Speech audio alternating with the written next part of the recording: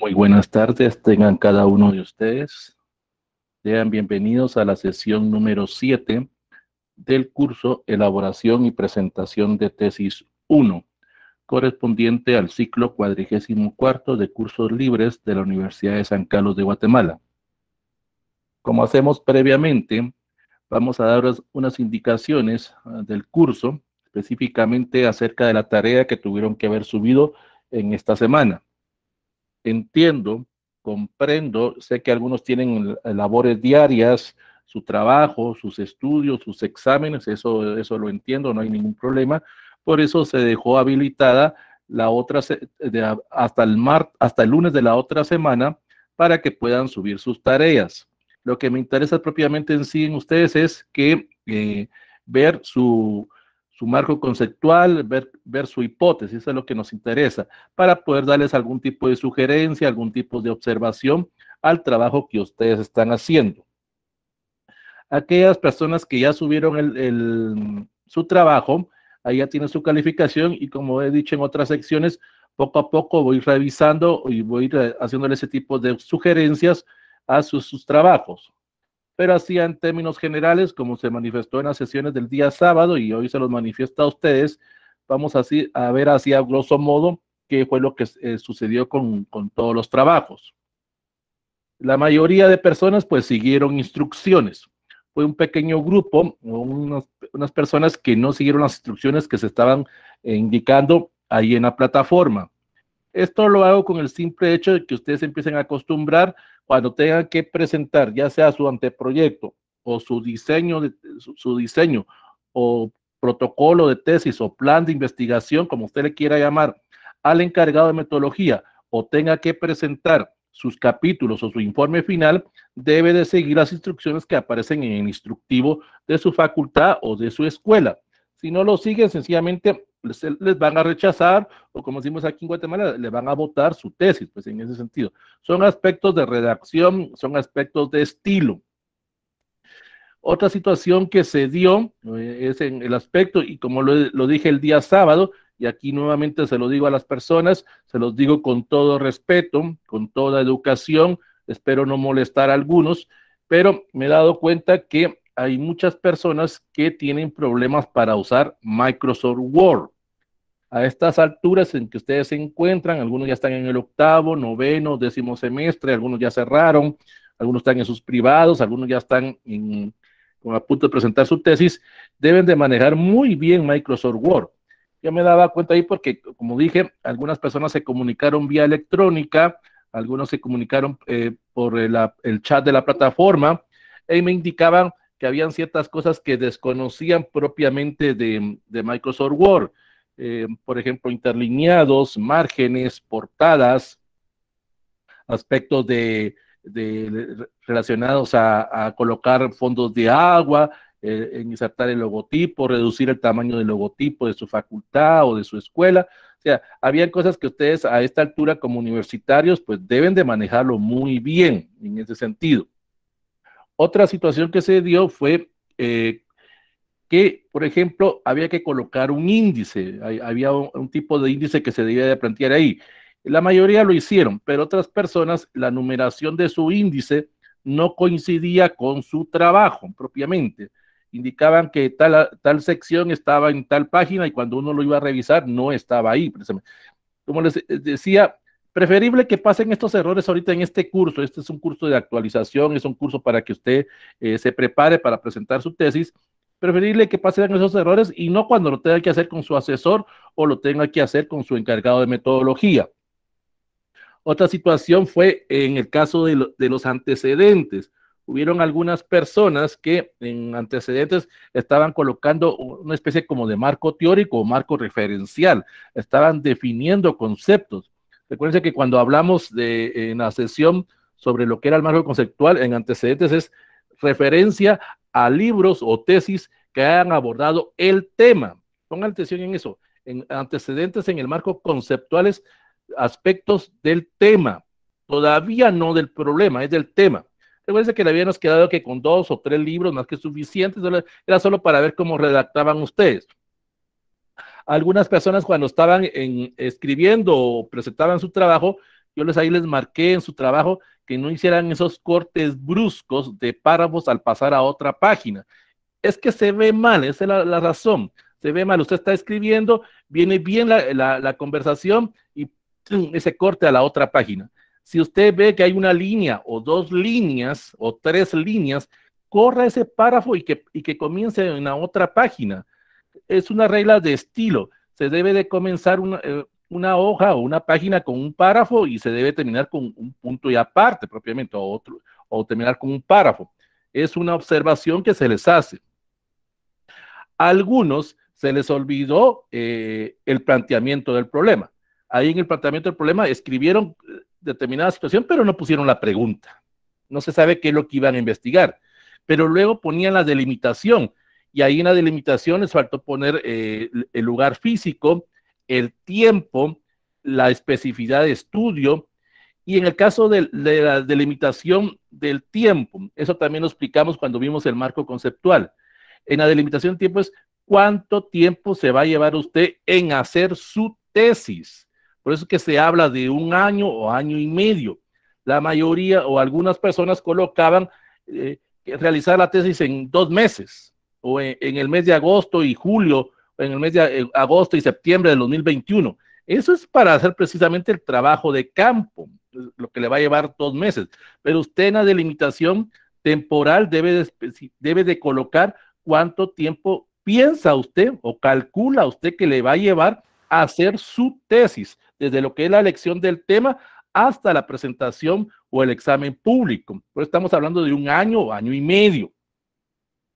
Otra situación era que a algunos se les olvidó los objetivos. En los objetivos, ahí se recuerdan, esa es una regla que a ustedes siempre ya les enseñaron. Un objetivo debe comenzar con un verbo en tiempo infinitivo. Algunos explicaban los objetivos y había personas que pusieron definiciones de que era un objetivo temporal, que era un objetivo específico y general. Era ahí que ustedes, en base a la pregunta y en base a su delimitación, qué es lo que ustedes persiguen, qué es lo que ustedes pretenden hacer con su trabajo de investigación.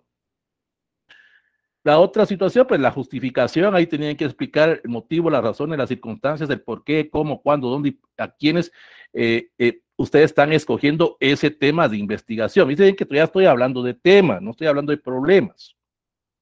Luego, lo más importante, a algunos se les olvidó la hipótesis. Ahí se recuerdan, eso lo vimos la semana pasada. La hipótesis es la respuesta tentativa a la pregunta que hicimos en el planteamiento del problema. Ahí en la hipótesis usted va a suponer, va a comprobar o va a rechazar o va a afirmar o negar a través de una afirmación cierta situación que usted está observando, ahora sí con el problema. Aquí sí ya nos enfocamos al problema de estudio. Y pues lógico, después había que colocar lo que era la operacionalización, sus variables, sus indicadores, indicar también en la misma hipótesis qué tipo de técnicas o instrumentos van a manejar, que precisamente ese es el tema que vamos a hablar hoy con lo que es el marco metodológico. Entonces, son observaciones que, como se los digo, que les van a servir a ustedes.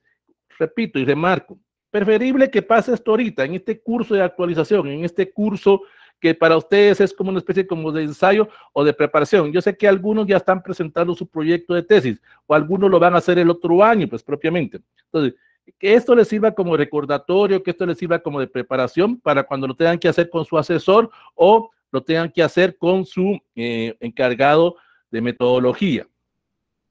Para la otra semana no hay tarea, estén tranquilos, yo entiendo que algunos están muy atrasados con sus parciales, algunos están atrasados con tareas de su carrera, eso es comprensible, todos hemos pasado por esa situación o todos estamos, los que estamos estudiando tenemos esos inconvenientes. Entonces, para la otra semana no hay ninguna tarea. Aquellos que la tengan pendiente, aquellos que no la hayan subido, no hay ningún problema, está habilitado hasta el otro lunes de la otra semana para que ustedes puedan subir su tarea correspondiente. Algunas personas que no tienen acceso a la plataforma, pues me han enviado su trabajo o me han enviado las tareas que corresponden para que yo se los pueda ver, revisar y orientar a través del correo. Eso no hay ningún problema, no hay ningún inconveniente en hacer ese tipo de situación. Lo pueden mandar a cualquier hora y yo cuando tenga algún tiempecito ahí, pues se los reviso y ahí les hago ese tipo de observaciones o sugerencias que ustedes Ya dependerá si lo toman o no lo toman en cuenta. Recuérdense, no es conmigo que tienen que quedar bien, es con ustedes mismos y es lo más importante, con su asesor y con el encargado de metodología. Son con ellos los que tienen que quedar ustedes bien y tienen que seguir las directrices que ellos les plantean, las directrices que ellos les indican. Bueno, no sé si hay alguna pregunta, algún comentario que ustedes quieran hacer antes de comenzar la clase, antes de que comencemos. Cedo el micrófono a alguien que quiera comentar algo o decir algo, mientras presento pantalla.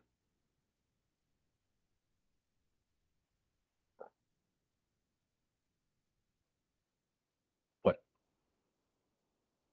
no hay ninguna duda. Bueno, si no, de todos modos, al finalizar la clase, vamos a aclarar todas estas dudas, todas estas situaciones. También quiero, si en algún momento se me corta la señal, pido disculpas, tengan un poquito de paciencia, que hay un problema, hay una tormenta aquí por donde me encuentro, puede ser que en algún momento se vaya la luz, entonces denme un momentito o denme un momento para poder regresar. Esperemos que no se vaya la luz, pues. Bueno, el día de hoy nos toca abordar propiamente lo que es el tema del marco metodológico. Recuérdense, esto es algo que ustedes tienen que tener siempre remarcado. Cuando estamos hablando de anteproyecto, diseño, protocolo o plan de investigación, como usted le quiera llamar, se habla por secciones. La sección 1 era el marco conceptual. La sección 2 era el marco referencial o marco teórico junto con la hipótesis. Y luego vendría la sección 3, que sería el marco metodológico. Si estamos abordando lo que ya sería el informe final o estaríamos hablando lo que es los capítulos, eso es al final, cuando usted ya ha hecho todo su trabajo. Ahí habla ya de capítulos, cuando presenta su informe. Entonces, capítulo 1, marco conceptual, capítulo 2, marco referencial o marco teórico con la hipótesis, y capítulo 3 sería lo que es el marco metodológico. Eso lo tienen que tener bien claro ustedes. El marco metodológico nos va a servir para saber por qué hacer, saber cómo hacer y saber qué hacer en nuestro trabajo. Propiamente aquí nosotros nos vamos a preparar o nos va a servir como de enlace o como una especie como de camino para poder llegar a la meta que nosotros queremos hacer. Tener esa misión y esa visión de poder hacer más adelante nuestro trabajo de campo. El marco metodológico me va a servir precisamente para eso, para prepararme para hacer mi trabajo de campo, para hacer todo ese tipo de técnicas o de instrumentos que yo vaya a manejar a lo largo de mi trabajo de investigación. Ahí voy a hacer encuestas, entrevistas, pero debo de prepararlas previamente. Esto no significa que aquí ya estoy haciendo el trabajo de campo. Me sirve para prepararlo. Cuando ya tiene usted aprobado su anteproyecto de investigación o su protocolo de tesis por el asesor y por el encargado de metodología, ya le autorizan a usted a hacer el trabajo de campo. Aquí usted solo está haciendo como la especie como de plano o de guía para poder hacer esa fase. El marco metodológico en sí son todos esos pasos, esas técnicas, esos procedimientos que yo voy a hacer en forma lógica a través del método científico para poder conseguir o poder de alguna forma tener esa visión y cosmovisión o visión de lo que quiero hacer. Aquí yo voy a tomar ciertos elementos que ya los he presentado en el marco conceptual. Aquí voy a tomar en cuenta el planteamiento del problema, voy a tomar en cuenta las delimitaciones, voy a tomar en cuenta mis objetivos y más que todo esos objetivos, porque en los objetivos específicos yo especifiqué o yo detallé qué es lo que quiero hacer. Ahí expliqué o tuve una idea de que voy a hacer entrevistas, encuestas, mesas redondas, paneles, foros o cualquier otro tipo de técnica que usted considere. Si usted en algún momento quiere comprobar, rechazar, afirmar o negar su hipótesis. Porque si usted no quiere hacer hipótesis o su trabajo no amerita hacer hipótesis, como lo vimos la semana pasada, sencillamente usted va a presentar una técnica o va a presentar una teoría y también debe de plantearlo aquí en el marco metodológico. Entonces, ese marco metodológico, a través de la lógica y a través de la sistematización, me va a permitir de alguna forma tener ese camino para poder realizar mi estudio. Y de esa forma voy a evitar caer en alguna especie como de hacer trabajos al azar o hacer trabajos caprichosos. Y eso me va a evitar gastos innecesarios. Me va a evitar estar perdiendo tiempo en algún tipo de situaciones que no se han dado. Por eso siempre hemos dicho, hay muchas personas que cuando empiezan a hacer su tesis, lo primero que hacen es hacer las encuestas y hacer las entrevistas y ir a preguntarle a tal persona. Y ellos dicen, ya hice mi tesis, ya hice mi trabajo de campo. Y se les pregunta a ellos, ¿cuál fue su marco metodológico? ¿Cuál fue su proyecto? ¿Cuál fue su marco teórico? ¿Cuál fue su marco conceptual? Ah, eso no lo he hecho usted. Entonces, ¿cómo se pueden hacer eso si no tienen propiamente esa secuencia ordenada de pasos? Por eso es que debemos de utilizar el método científico. Debemos de comprobar y rechazar ciertas situaciones. Entonces, ese es un gran error que cometen muchas personas al empezar a hacer su tesis. ¿Qué elementos lleva en sí el marco metodológico? Lleva lo que es el tipo de estudio, los diseños de investigación, la población y muestra, las técnicas o instrumentos, los procedimientos para recolectar los datos, la validez para poder comprobar o rechazar mi trabajo, la confiabilidad y el procesamiento de la información. Ahorita vamos a ver cada uno de ellos. Entonces, habíamos puesto como sección 3, marco metodológico. Entonces, ahora nos corresponde lo que es la sección 3.1. Vendría siendo lo que es tipos de estudio. Los tipos de estudio, más que todo, dependen del tema o dependen del problema que yo estoy investigando o del enfoque que yo le pretendo dar a esa investigación o a ese estudio. Estos están clasificados de acuerdo a mi estrategia, de acuerdo a mis conocimientos, de acuerdo a mi experiencia, de acuerdo a esos conocimientos que he adquirido en mi carrera o he adquirido a través de lo que yo he desarrollado, porque yo puedo hacer una tesis que sea relacionada con mi trabajo propiamente. Entonces, de aquí yo voy a escoger ese tipo de estudio que me va a servir propiamente para poder dar ese enfoque o dar propiamente ese tipo de camino que quiero hacer. Existen varios tipos de estudio. Tenemos, por ejemplo, los estudios orientados a conclusiones. Aquí sencillamente lo que yo voy a hacer es a observar el fenómeno, voy a tratar de hacer una observación no participativa de un fenómeno, de un hecho, de un problema que se está presentando y que yo solo estoy observando, que no voy a tomar participación, que no voy a tener incidencia en esa situación que se está dando, porque solo lo estoy observando, solo estoy viendo el debido proceso que se está haciendo en ese fenómeno. Entonces, aquí sucede, por ejemplo, si usamos la analogía, si soy de derecho, por ejemplo, y quiero investigar cuál es el debido proceso que se le sigue a un acusado de robo, por decir de alguna manera, desde lo que es la presentación ante un juez competente, si se cumplió ese debido proceso, yo estoy observando ahí propiamente, no voy a decirle al juez qué es lo que tiene que hacer, no le voy a decir al abogado acusador, al abogado defensor, cuáles son sus papeles que debe desempeñar, yo solo observo precisamente. Entonces, a través de todo ese proceso, a través de todos los juicios que se van haciendo, juicios orales, juicios escritos que se van haciendo, yo al finalizar ya puedo tomar una conclusión para ver si realmente se cumplió o no ese debido proceso. A eso me sirve. Ese tipo de estudio basado en conclusiones es solo observando, no participando propiamente en esa situación que se está dando en esa investigación. Ahora, si mi tipo de estudio es exploratorio, aquí sí voy a indagar sobre la realidad. Y también yo puedo ser parte integrante de ese estudio. O sea, yo no tiene nada de malo que el tesista participe como miembro de esa sociedad, como miembro de ese grupo que está siendo objeto de estudio. Pero hay que tener mucho cuidado de no caer en una especie como de sesgo. ¿Qué significa eso?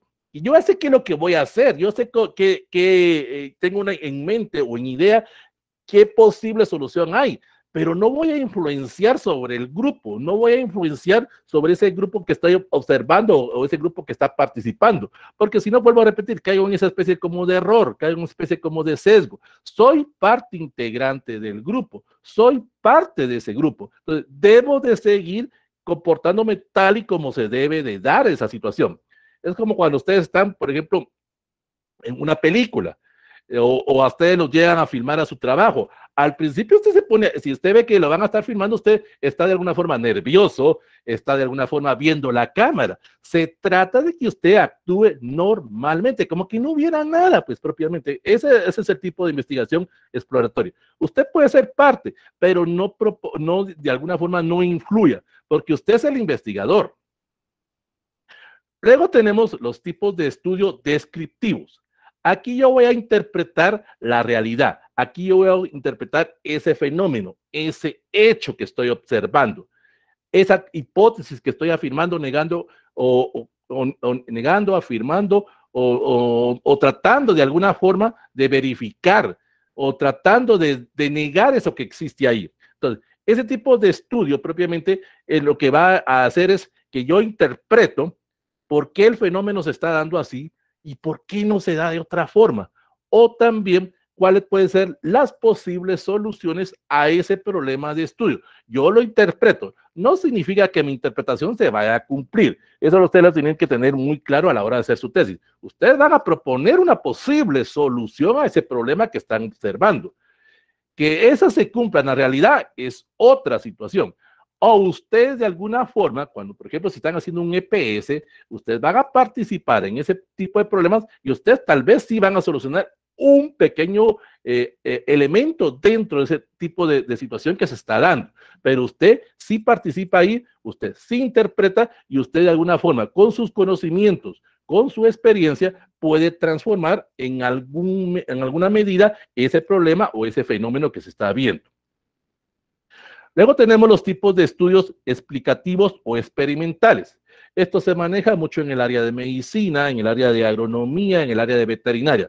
Cuando tengo 2, 3, 4, 5 distintos grupos y a cada uno de ellos les voy poniendo distintas variables, pero los voy modificando cada cierto tiempo. Hoy con el grupo 1, pues le voy a hacer una operación matemática de suma. Al grupo 2 le voy a hacer una operación de resta. Al grupo 3 una de multiplicación. Cada cierto tiempo cambio esas variables. Ahora al grupo 1 le hago resta, al grupo 2 le hago multiplicación y al grupo 3 le hago suma. Y así voy cambiando esos elementos para ver las distintas respuestas, los distintos indicadores que se van presentando ante distintas alternativas. En ciencias sociales, o lo que sería psicología, lo que sería derecho, ciencia política, o cualquier otra carrera, o en ingeniería, ese tipo de trabajos sí se pueden hacer, solo que requieren más tiempo, por decirlo de alguna manera. Y algunas personas pues dicen, yo voy a hacer solo mi trabajo exploratorio, solo voy a indagar, y ahí nada más. Es que estar haciendo eso de grupos y estar viendo distintas variables o distintos indicadores, lleva demasiado tiempo. Si solo con una ya se me complica la situación, ahora con distintos grupos. Entonces, y eso ya queda ya criterio ya de usted si va a hacer ese tipo de estudios o no. Luego tenemos el inciso 3.2, lo que es el diseño de investigación. El diseño de investigación me va a servir como el plan general. Aquí voy a desglosar o voy a explicar cómo voy a poder solucionar o cómo voy a poder responder a esa pregunta que yo hice en el planteamiento del problema, a cómo voy a poder comprobar, rechazar, negar o afirmar esa hipótesis que planteé.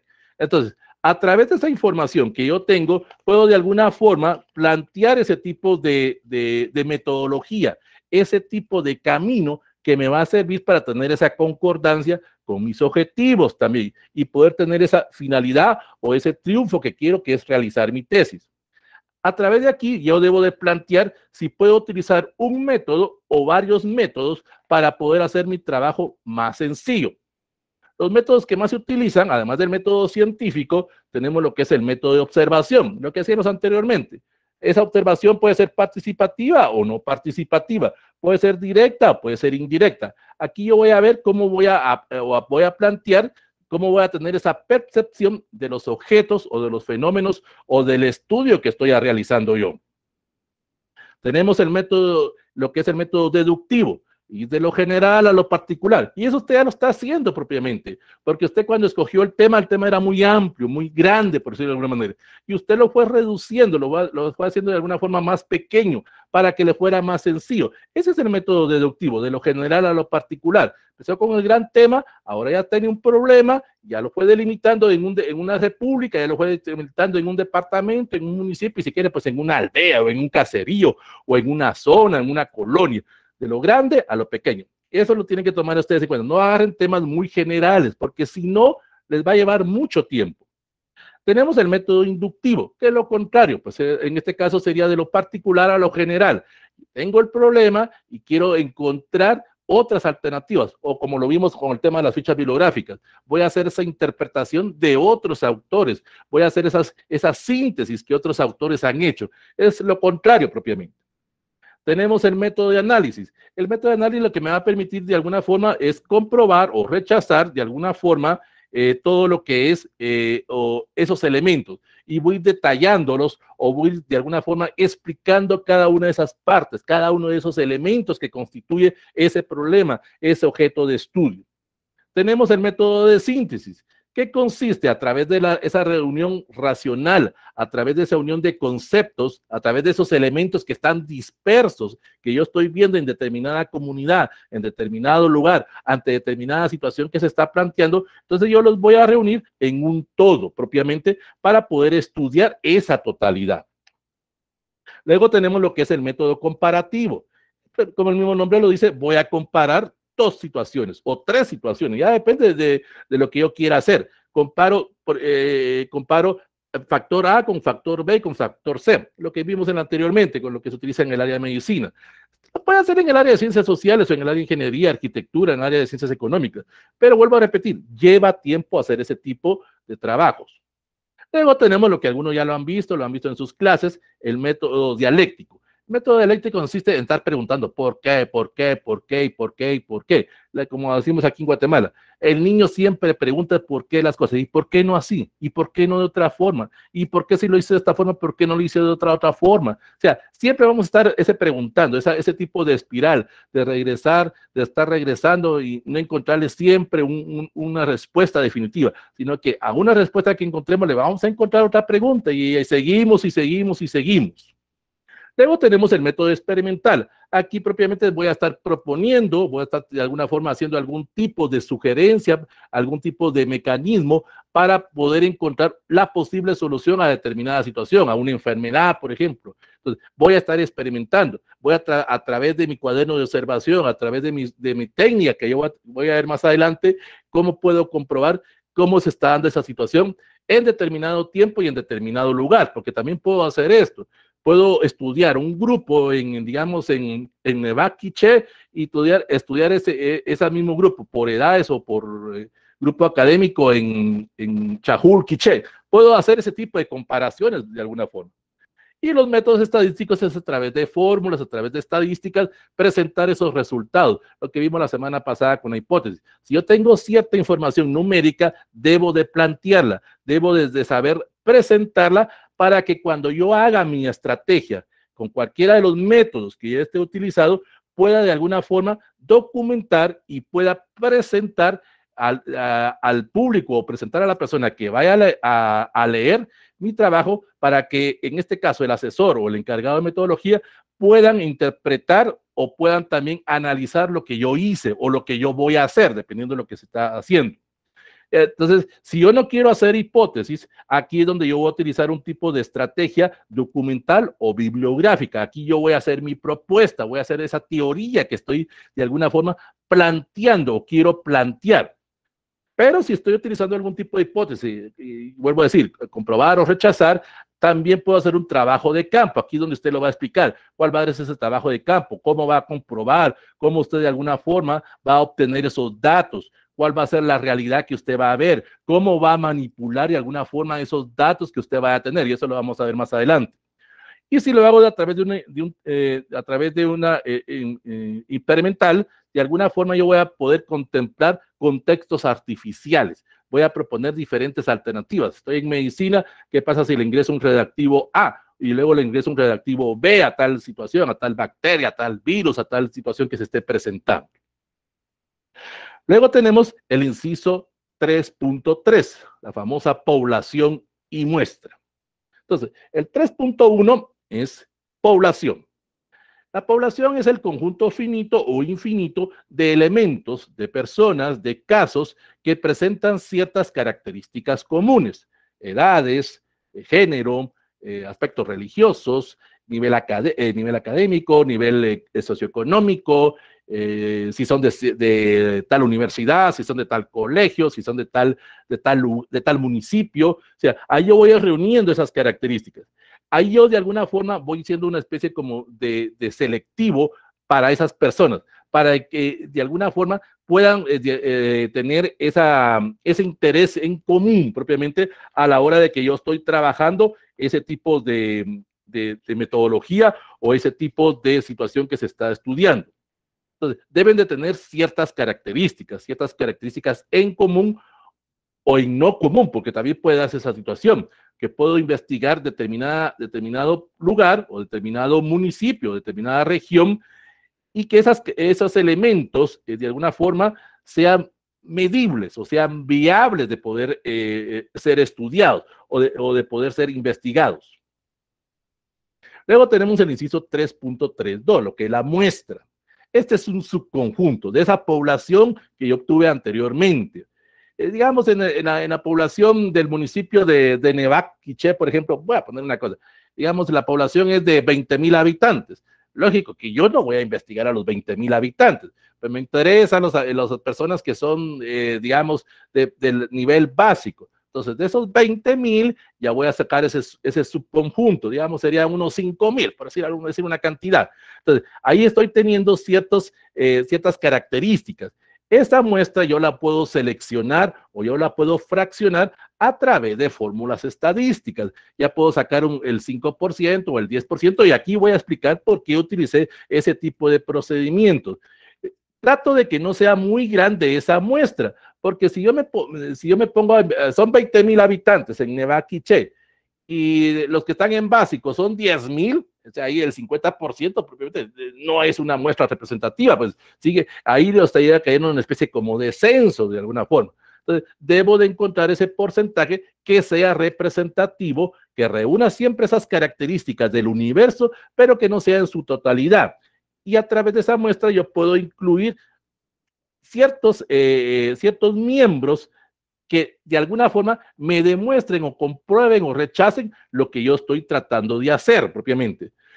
Aquí ya queda a criterio ya de usted cuánto podría ser esa muestra, pero debe de explicarlo a través de algún tipo de operación estadística o operación matemática que le permita a usted verificar que ese tipo de muestra es representativa.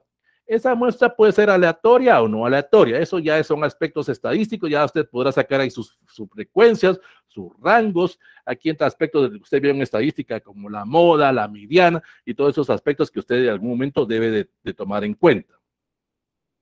Ya teniendo en cuenta eso, entonces pasamos al inciso 3.4, lo que son las técnicas y los instrumentos de recolección de datos. Ahí se recuerda que usted eso ya lo había mencionado en lo que eran los objetivos específicos. Había un objetivo específico que usted indicaba: realizar encuestas, realizar entrevistas, realizar mesas redondas, no sé qué era lo que usted había planteado en sus objetivos específicos. Entonces, a través de esas técnicas o instrumentos, a usted le va a ser de alguna forma más fácil esa recolección de datos, porque existe una gran infinidad de técnicas, existe una gran infinidad de instrumentos, pero usted por factor tiempo, por factor económico, porque también eso es válido, va a escoger ciertos elementos que a usted le permitan hacer más fácil su trabajo de campo o cuando usted lo tenga que hacer. Entonces, esas técnicas son procedimientos o actividades siempre ordenadas que me van a servir para recolectar, obtener ese tipo de información. Aquí yo voy a plantear o voy a relacionar mi problema de estudio con el cumplimiento de mi hipótesis o no cumplimiento de esta. También en base a mis objetivos específicos que yo detallé. En las técnicas de recolección propiamente es saber cómo voy a hacer yo el trabajo, qué tipo de instrumento voy a manejar. Ya lo expliqué, eso ya lo expliqué yo en el marco metodológico, el marco teórico, perdón. cuando dije que era una encuesta, cuando dije que era una mesa redonda, cuando dije que era una entrevista. Ya dije que había entrevistas estructuradas, no estructuradas. La persona que quiera leer mi trabajo, pues se va a ir al marco teórico y ahí va a saber, ya sé que es una encuesta, ya sé que es una entrevista. Entonces ya puede regresar a esta fase y entender qué es lo que usted quiere hacer, cuál va a ser ese procedimiento o esa fórmula particular que usted va a tener para obtener esa información. Lo que es en sí los instrumentos es cualquier recurso que yo voy a poder validarme para poder acercarme a ese fenómeno, para de alguna forma poder ordenar esas etapas o por de alguna forma poder aportar nuevos instrumentos para la investigación. Esos instrumentos en sí son herramientas que el investigador usa para recopilar, obtener esa información. Aquí yo ya indiqué que voy a utilizar una entrevista estructurada o una entrevista no estructurada. Si voy a hacer una entrevista, por ejemplo, debo de explicar previamente cómo va a ser, si va a ser oral o va a ser escrita o va a ser virtual o si va a ser por teléfono propiamente.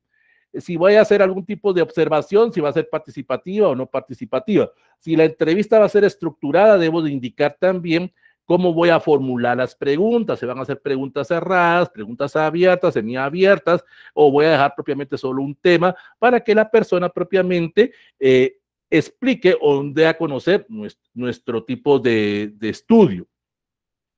También en ese tipo de técnicas o instrumentos, ya voy a hacer ese tipo de interrogatorio, ese tipo de diálogo. Empiezo ya a manejar la boleta de encuesta, empiezo ya a manejar la boleta de entrevista que voy a utilizar. Pero algo muy importante, debo de tomar también en cuenta el tiempo que vaya a tener para posiblemente reunirme con esa persona.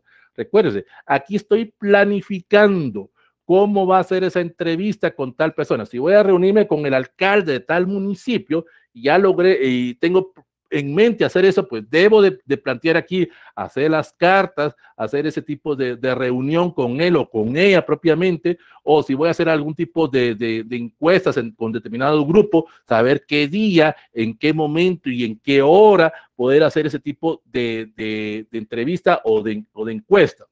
Debo de manejar mi lista de cotejo. ¿Qué significa eso? Que en algún momento yo debo de tener la facilidad que cuando usted esté haciendo esa encuesta, usted haciendo esa entrevista, cuando la persona me esté contestando, yo pueda apuntar lo más pronto posible. Puedo tener el apoyo de otra persona que me ayude. Esa persona va a tener un cuaderno de apoyo, va a tener la misma boleta y él o ella que me va a estar ayudando, tal vez no entiende el tema, pero él va a estar apuntando. O aquí también puedo utilizar la cámara de video, puedo utilizar la grabadora, previa autorización con la persona que me vaya a reunir para poder tener ese tipo de estimación o ese tipo de análisis de lo que él me está diciendo. También debo de dejar abierto, si usted lo quiere hacer, pues debo dejar para una segunda o tercera entrevista o encuesta con ese grupo, con esa persona, porque puede ser que en ese momento me hayan surgido otras interrogantes que tal vez no las tomé en cuenta cuando hice mi boleta o hice propiamente mi cuestionario, pero me pueden salir otro tipo de dudas. Y como solo tengo cierto tiempo, por ejemplo, si me voy a reunir con el alcalde, digamos, el alcalde me dice, yo sé que él solo me va a atender 20 minutos o media hora. Entonces, calculo ese tipo de cuestionario para 30 minutos. No voy a hacer un cuestionario de 200, 300 preguntas, porque no me lo va a contestar propiamente. Se va a aburrir y me va a decir, mire, disculpe, tengo que hacer otras cosas. Tengo que ir en comisión o tengo que ir a determinado lugar. Entonces, para eso me va a servir ese tipo de técnicas o ese tipo de instrumentos para poder programar. Entonces, las técnicas o los instrumentos me representan la forma práctica, la forma descriptiva de poder hacer ese tipo de acciones. Voy a poder encontrar esas unidades de análisis, esas encuestas, esas entrevistas, de alguna forma a través de la selección de la muestra, a través de la descripción de esas etapas. Aquí voy a empezar a clasificarlos por edades, por género, nivel académico, y voy a empezar a manejar frecuencias. Eso hay que tomarlo muy en cuenta. Si estoy manejando por edades, no voy a poner entrevistar a los jóvenes, que la palabra jóvenes es muy subjetiva, pues entrevistar a las personas que se encuentran entre los 17, digamos de básico, que se encuentran entre los 12 a 18 años. Pero puede ser que en esos niveles hayan personas de 20, 22, 25 años. Están básico por madurez, y eso también lo debo de tomar yo en cuenta. O están básico fin de semana y hay otro tipo de personas. Debo de tomar en cuenta esa situación. O si estoy en la universidad, estoy entrevistando a un grupo de personas, también ahí ya mi frecuencia de edades va a ser más amplia, pues puedo empezar con 20 a 25, de 26 a 30, de 31 a 35, y así voy manejando ese tipo de frecuencias. No voy a poner aquello de 20 a 25 y de 26 en adelante. Entonces, eso mejor no hago nada, pues sencillamente ahí voy a representar ese tipo de operacionalización. Luego tenemos lo que es el inciso 3.5, la validez o la confiabilidad de mi instrumento o de mis técnicas. La validez se refiere propiamente a cuál va a ser el tipo de instrumento en el cual yo realmente voy a poder medir. O sea, ya puse que era entrevista, ya puse que era un tipo de cuestionario. Aquí ya tengo yo ya ese modelo, ya tengo esa boleta. Ese tipo de validez me va a permitir de alguna forma cómo voy a poder medir, cuál va a ser ese tipo de estrategia cuando yo esté ahí.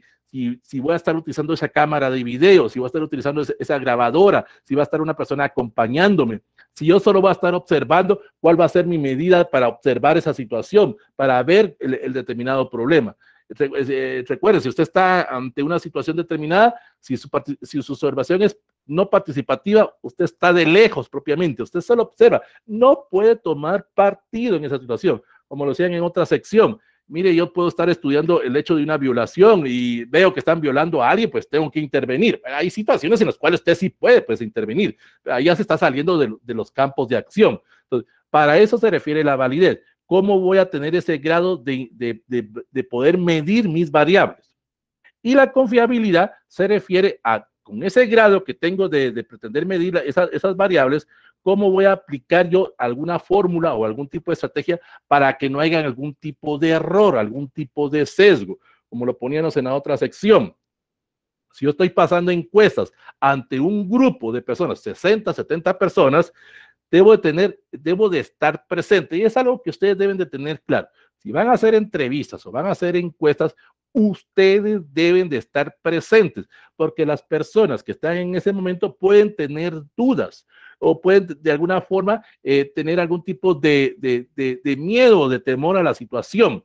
Si yo estoy en un hospital, estoy en un consultorio, estoy con un psicólogo, con un médico, de alguna forma voy a estar observando, pero no participo, pero ¿cómo puedo yo de alguna forma verificar que esos resultados sean los debidos? Entonces, en esa situación yo debo plantear revisar el expediente, si me permite, pues si el paciente o el doctor me permite revisar ese expediente. No voy a juzgar lo que el doctor o el psicólogo o el trabajador social o cualquier otra persona haya hecho, eso ya es trabajo ya de él, eso no me interesa si él hizo bien o mal su trabajo. Yo solo voy a tomar los puntos de vista. Ya después podré concluir o podré recomendar que esa situación no era así, pues, pero estoy recomendando, estoy concluyendo. Esa confiabilidad debe tener un margen de error, más o menos un 5%, en el cual se pueden presentar determinadas situaciones, determinados inconvenientes ante el hecho que yo estoy planteando. Demos el caso, usted va pasando unas encuestas, se lo va a pasar a 100 personas, por decirlo de alguna manera, de un salón, pero ese día solo llegaron 50 personas, o solo llegaron 60 o 70. A usted le quedan 30 boletas que no pudo pasarlas. Entonces, ¿cómo va a encontrar usted ese procedimiento para volver a pasar esas 30 encuestas que le hace falta? Porque si no, cuando usted esté haciendo el inciso 3.5, o sea, los procesamientos de interpretación, pues no le va a cuadrar propiamente ese tipo de datos que usted tenía, porque usted tenía, digamos, de 5,000, que era la muestra, ahora va a manejar el 5%, que va a ser, digamos, 250, pero de esas 250, 100 no pudo pasar, no le va a cuadrar. Entonces, ese procesamiento de información es donde yo voy a describir o voy a plantear cómo voy a clasificar esos hechos, cómo voy a clasificar los posibles resultados que vaya obteniendo, cómo voy a llevar esos registros propiamente, cómo voy a separar esa clasificación de datos, si va a ser por porcentajes o va a ser por algún tipo de numérico. Yo puedo utilizar en las gráficas el 10% de la población dijo que sí, pero ¿por qué estoy utilizando ese porcentaje? O puedo decir, de los 100 hombres que se encuentran, 10 dijeron que no a determinada respuesta. Entonces, ahí yo estoy clasificando sus datos, estoy separando sus datos. También debo de plantear cómo voy a tabular, cómo voy a presentar esos resultados, porque esto me va a servir para el próximo capítulo que vamos a ver. Ahí voy a presentar esos cuadros o esas tablas, si van a ser en gráficas de barra, van a ser en gráficas de circular o cualquier otro tipo de gráfica. ¿Y por qué estoy utilizando ese tipo? O sea, la gente dice, es que la gráfica de círculos o de pastel se ve bonita propiamente, o la gráfica de barra se ve chilera, como decimos así. No, usted debe de explicar por qué está utilizando ese tipo. ¿Cómo voy a agrupar esas respuestas? Eso significa que cuando usted esté tabulando, cuando usted vaya a hacer ese proceso de tabulación, van a haber respuestas iguales. Tal vez las personas lo dijeron de otra forma, pero son iguales las respuestas del tipo A con el tipo B, o digamos, de 50 encuestas que usted pasó, 25 dijeron lo mismo, solo que con distinta palabra. Entonces usted va de alguna forma a agrupar esas respuestas para cuando tenga que interpretar, no tenga que poner las 50 respuestas, sino que usted las va clasificando, las va categorizando, va de alguna forma teniendo esas posibles indicadores para que le sea más fácil la tabulación, porque si usted va a manejar la tabulación a mano, de alguna forma eso le va a llevar tiempo, estar haciendo esas rayitas o esa numeración. O si usted va a utilizar algún programa informático, o aunque sea usted utilice Excel de alguna fórmula, ahí tiene que poner fórmulas propiamente para que le hagan fácilmente esa interpretación y le hagan más fácilmente la presentación de los gráficos. Que esa codificación que usted vaya a presentar le sea sencillo para poder tabular, para poder contabilizar propiamente cada pregunta, cada respuesta que le vayan planteando. La tabulación usted la puede manejar si quiere solo por género, o la puede manejar por género y edades, o la puede manejar por género y edades, y la puede por nivel académico. Ahí usted puede ir tabulando como usted desee. De eso depende de cómo usted lo planteó en sus instrumentos, cuáles fueron sus frecuencias, cuál fue ese tipo de estrategia que usted va a manejar. También debo de tomar en cuenta algo muy importante. Debo de escribir o debo de plantear ahí de alguna forma, ¿cómo me voy a presentar ante las autoridades de determinado lugar? Recuerde, si usted se va a ir a hacer un trabajo de campo, va a ir a un municipio, pues vaya a conocer por lo menos al sacerdote o al líder religioso, al comisionado de la policía, vaya a conocer en algún momento alguna autoridad municipal para que ellos le puedan informar a la población que usted está haciendo algún tipo de trabajo de investigación.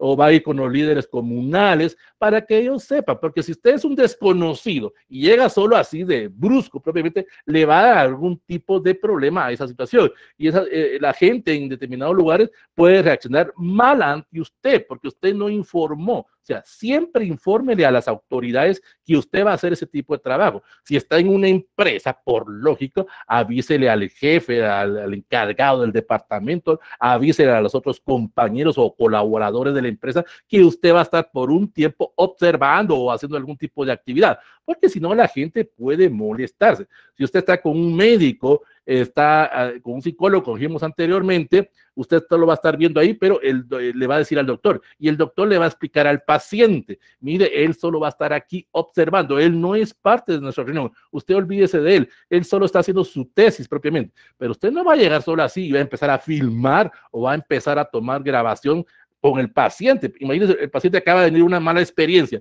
y está otro desconocido ahí propiamente. Entonces, esa situación usted debe de prevenirla, debe de alguna forma de plantearla para que todas las partes estén enteradas de lo que usted está haciendo. También, y eso que les sirva de experiencia, que les sirva de conocimiento, cuando usted vaya a hacer su trabajo de campo, lleve una carta de la universidad, propiamente donde indica que usted está haciendo una tesis, que usted está haciendo un trabajo, porque puede ser que usted diga, yo me voy a tal municipio, le voy a decir a las autoridades que me voy a reunir en determinado lugar con determinados jóvenes o con los niños, y si va a trabajar con niños, tenga mucho cuidado con ese elemento, porque ahorita la situación en muchos departamentos, en muchos municipios, le puede ocasionar problemas hasta que lo puedan de alguna forma como acusar de robar niños o acusar de cualquier situación. Si usted esté como hombre, por ejemplo, en algún momento va a estar ante un grupo de mujeres infórmele a los esposos, pues, porque si no el esposo va a decir, te fuiste a reunir con fulanito de tal, saber qué fueron a hacer, y empiezan las suspicacias, empieza ese tipo de acusaciones infundadas, y en lo que usted demuestra que está haciendo algún tipo de trabajo, se le va a formar una grande, como decimos, y se le va a formar un gran problema, y eso le va a atrasar en su tipo de trabajo. Como digo, hable con el sacerdote, hable con el pastor, hable con los líderes comunales, hable con las personas que lo puedan orientar. Cuando usted vaya a hacer algún tipo de cuestionario, eso se nos olvidó también mencionar, tenga algún tipo de hoja de cotejo o de previsión de algún tipo de situación que se vaya a dar. Por ejemplo, puede usted encontrarse con una persona con discapacidad visual o con una persona con discapacidad auditiva. No estoy diciendo, bueno, lo ideal sería que usted aprendiera por lo menos a manejar el lenguaje de señas, pues para poder comunicarse con esa persona, pero si no hubiera y usted no tenía previsto, es cierto, no vamos a prever todo, pues siempre nos va a surgir algún inconveniente, pero ¿qué puede hacer usted para poder comunicarse con esa persona?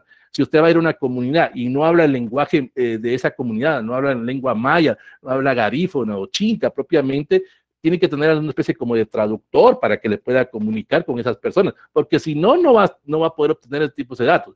Si usted no deje las boletas, no deje las boletas y decirle, mira, te voy a dejar esta boleta y vengo entre 8 días, y ahí me la contestás.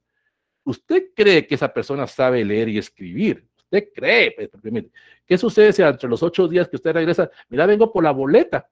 Es que fíjate que no te la contesté porque no sé leer. Yo no te lo quise decir porque no sé, te puedes burlar de mí. Entonces, ¿qué sucede en esa situación? Por eso esté face to face, como dicen los norteamericanos, esté cara a cara. Si va a hacer una entrevista por teléfono, si va a hacer una entrevista por medio electrónico o por Google Form o cualquier otra forma, otra técnica o instrumento que usted va a utilizar, tenga sus planes de contingencia, como lo decíamos el sábado. Usted tenía planificado reunirse este fin de semana con el grupo de jóvenes, con el grupo de señoritas. Eso también.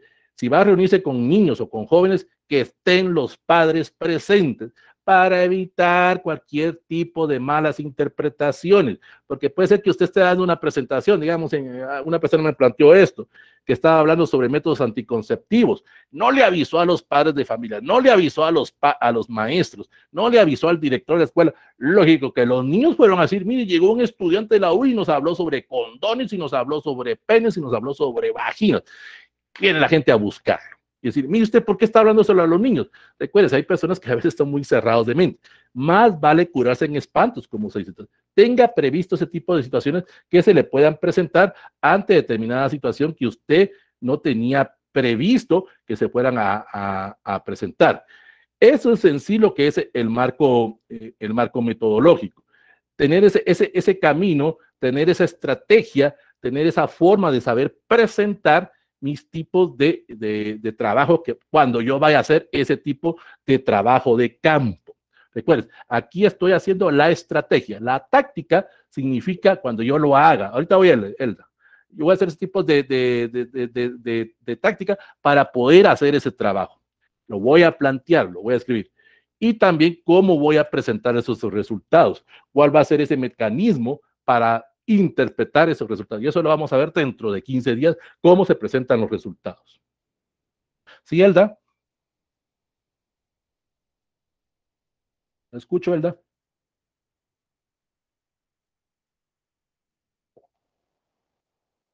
Bueno, mientras, no sé si hay alguna duda, alguna pregunta. Astrid. Licenciado, disculpe, yo tengo, bueno, tal vez usted me pueda ayudar a ubicarme ahí. Nosotros en Universidad Rural, en el área de instrumentos, no sé si ahí estaría bien, pero nosotros ahí se maneja una matriz lógica y un formato dominó. Ahí lo tendría que colocar en instrumentos. Sí, esa matriz o ese árbol, esa matriz, formato dominó, propiamente me sirve para explicar, para que las personas entiendan mi trabajo. Ahí yo voy a utilizar, ahí me corrige Astrid si estoy mal o no. En algún momento, a través de esa matriz, voy a explicar qué es lo que yo hice en mi árbol de problemas. Sí, ahí tenemos el árbol de problemas, objetivos, tenemos las variables, indicadores, hasta los temas que van a venir en Lógico. Sí, eso es algo que se me olvidó mencionar también. Gracias, Astrid, me recordó eso. También en el marco metodológico debo de plantear mi bosquejo preliminar de temas. Dice bien, es bosquejo preliminar de temas, de qué es lo que yo voy a abordar cuando tengan que hacer mi informe final. Ahí yo lo voy a ir planteando, ahí sí ya puedo empezar a mencionar capítulos, pero ¿cómo voy a presentar esos resultados? Gracias, Astrid. También, de alguna forma, cómo voy a utilizar yo esos resultados finales, cómo voy a hacer esa interpretación, cómo voy a llegar yo a esas conclusiones o recomendaciones. Por ejemplo, en la rural tienen la costumbre de hacer 2 tomos para las tesis. Literalmente hacen 2 tesis en la rural. El tomo 1, donde va todo lo que es el marco conceptual, el marco teórico y lo que son las hipótesis. Y en el tomo 2 es la interpretación a través de esas gráficas, a través de la presentación de esos resultados. Entonces, si en la San Carlos a veces se nos cuesta con un tomo, por decirlo de alguna manera, con un libro, aquí tienen que hacer 2. Es lo mismo, eso es lo que pasa es que está dividida la tesis en 2, por decirlo de alguna manera. También mi tesis va a tener 150 páginas. En el tomo 1, ya ellos, al nivel de licenciatura en las rurales, a 75 páginas. Y las otras 75 es para el tomo 2. Son siempre las 150 páginas que hago yo en la San Carlos o hago en la Landívar o en la Mariano propiamente. Pero es otra forma, es otra presentación de resultados. O si yo voy a trabajar una monografía, si voy a trabajar una tesina, si voy a trabajar un informe o artículo científico, ahí también tengo que plantear cómo voy a presentar, porque en artículo científico ahí se me reduce la cantidad de páginas, ya van a ser solo 40. Tenía la libertad en la tesis o en la tesina de hacer 150, pero en el artículo científico solo me van a poner un límite de 40, entonces ahí tengo que ser más claro y conciso. Licenciado, también con respecto al momento de yo realizar mi tesis de maestría, me enfoco a los que son los tipos de estudio, de mercado, técnico. Todos los instrumentos que utilicen esos tipos de estudio también los detallo ahí en mi metodología. Los tiene que detallar porque la persona o las personas que vayan a leer su trabajo deben de entender, más que todo, es lo que usted me dijo el sábado, que su asesor o a su asesora entienda, que usted le explique y que usted pueda argumentar y defender lo que está escribiendo o lo que va a presentar, dependiendo si su tesis es escrita o si su tesis va a ser auditiva o visual. Eso lo vamos a ver más adelante. Pues propia, en sí, en ese tipo de procedimiento, usted tiene que detallar todo. Es propiamente esa segmentación de su trabajo. Estamos utilizando área de mercadotecnia, por ejemplo, aquí empieza a segmentar mercado, pero en el caso de las tesis es explicar todo, porque repito, y siempre se los voy a decir, ustedes son los expertos, la gente le va a preguntar a usted, y si usted hace una buena tesis, cuando usted va a pedir algún tipo de trabajo al sector privado o al sector público, usted se vuelve más especialista de la temática que usted abordó. Esa es una situación que debe tomar en cuenta. Bueno, ¿alguna otra pregunta? ¿Alguna otra duda? Gracias. Vaya, ¿algo más que ustedes deben tomar en cuenta? A ver, alguien que escriba ahí por el chat, alguna duda que tenga. El marco metodológico me sirve para tener mi misión y visión de cómo voy a hacer mi trabajo de campo, cómo voy a presentar los resultados. Debo de alguna forma de manejar ese tipo de estrategia. ¿Sí, Araceli? Entonces, debo de presentar ese tipo de estrategia para que yo de alguna forma pueda explicarle o pueda de alguna forma detallarle a las personas cómo voy a hacer o cómo hice ese tipo de trabajo. En el marco metodológico también debo de tomar en cuenta, como dijimos anteriormente, tenga previsto sus planes de contingencia, que tenga un plan B, un plan C, un plan D, prevenga cualquier inconveniente que se le pueda presentar. Usted no lo sabe, pues, pero es más fácil o más sencillo prevenir. No estoy diciendo que usted vaya a hacer otra tesis, sino que, ¿qué sucede si no va a pasar esas encuestas? ¿Qué sucede si no llegó la total o la totalidad de esa muestra que usted estudió? Lo que decíamos anteriormente, de 100 personas que usted tenía planeado, solo llegaron 50. Va a tener que llegar otro día. Eso le invierte tiempo, recursos. También, si en algún momento usted está en un sanatorio, está en el hospital, los que son de psicología, usted va a pasar algún tipo de test. ¿Qué sucede si la persona no quiere que le pasen el test? O usted está en el área de derecho, por ejemplo, está viendo un juicio. ¿Qué pasa si el juez le dice, mire, compañero Stephanie Rosales, usted es de derecho, pero por favor abandone la sala porque este es un caso de reserva? Entonces, ¿y ahora qué hago propiamente? Si está en un caso de reserva, usted va a decir, no puedo estar aquí presente, me tengo que salir. No puedo entrevistar al acusado, no puedo entrevistar al acusador, porque no puedo formar parte. O sea, yo voy a observar la participación del juez o de las personas, pero no puedo tomar parte porque si no, ya puedo desviar ese procedimiento. Y a veces hasta me puedo meter a problemas judiciales. Los que son de derecho saben que si yo estoy observando un juicio, calladito la boca, como se dice, no puedo tomar participación, aunque yo diga, no, hombre, este abogado, no, esa era la estrategia que tenía que hacer, y no le voy a decir, mira, vos hacerlo de otra forma, no, sencillamente observo, soy parte del público propiamente. Bueno, ¿alguna otra duda? ¿Alguna otra?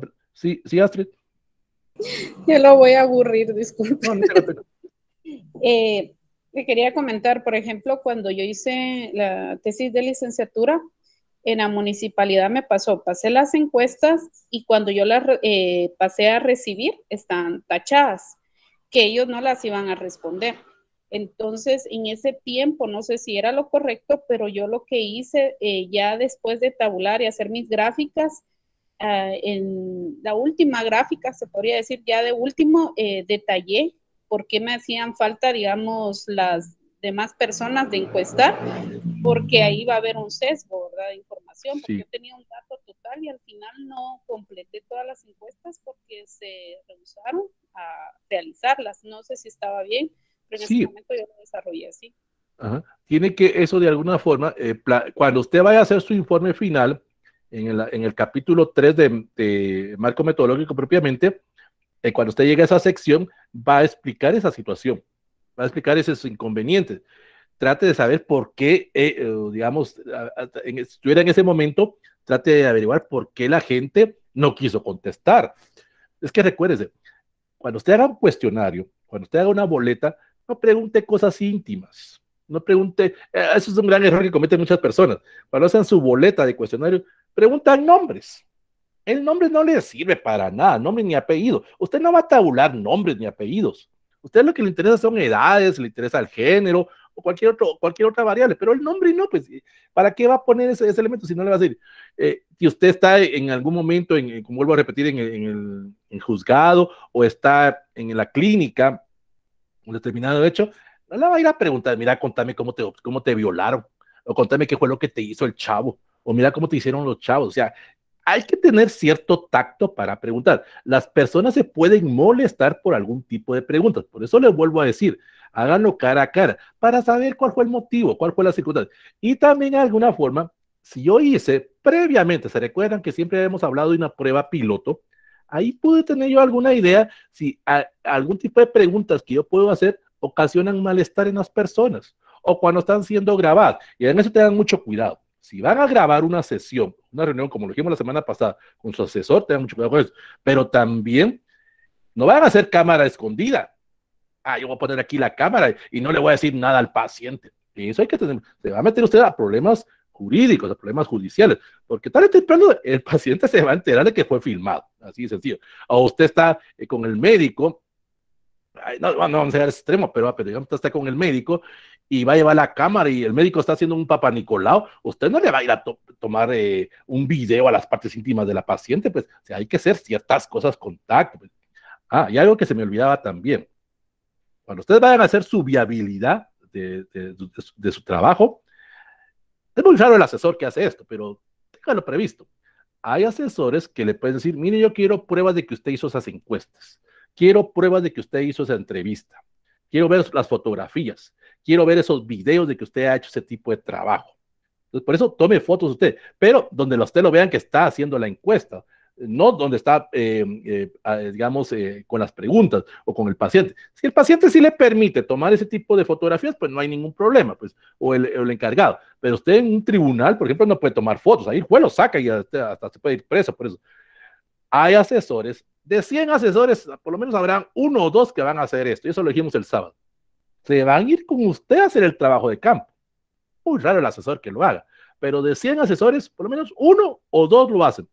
Se van con ustedes a ver que usted esté haciendo todo ese procedimiento, para ver si usted realmente está aplicando la metodología que indicó y si están poniendo en práctica los conocimientos de su carrera. En ese sentido, y está en su derecho el asesor de irse con usted. No es desconfianza. Es sencillamente él va a verificar que usted hizo ese trabajo de campo. Como digo, de 100, 1 o 2 lo hacen. Ahí usted dirá, bueno, el asesor quiere venir conmigo, ay, ¿y ahora qué hago? Yo tenía planeado que me iba a falsificar estos datos, porque hay personas que lo hacen. Dice, yo no voy a hacer el trabajo de campo, yo no voy a pasar 100 encuestas, voy a decir que las pasé, y tabulan así a lo duro, como se dice, a lo matacoche, como dicen así, hacen esa falsificación de datos. A veces los asesores detectamos cuando alguien ha falsificado datos, porque no cuadra propiamente, no están ese tipo de situaciones. Licenciado, bueno, disculpe, a mí, yo hice mi prueba piloto y todo estuvo bien. Después, lo que pasó fue que los miembros del sindicato fueron los que les dijeron de que no lo hicieran, la encuesta, que no la ejecutaran. Era lo que le decía, usted infórmele a todas las autoridades, infórmele a todas las personas qué es lo que va a hacer. Previamente se reúne con el secretario general del sindicato, le explica, le presenta la boleta de encuesta. Si él ve que dice, mire, esas preguntas no, usted no las haga porque son preguntas muy confidenciales. Entonces viene usted y puede hacer algún tipo de modificaciones, puede modificar el cuestionario, eso sí, aquí no hay ningún problema con modificar eso.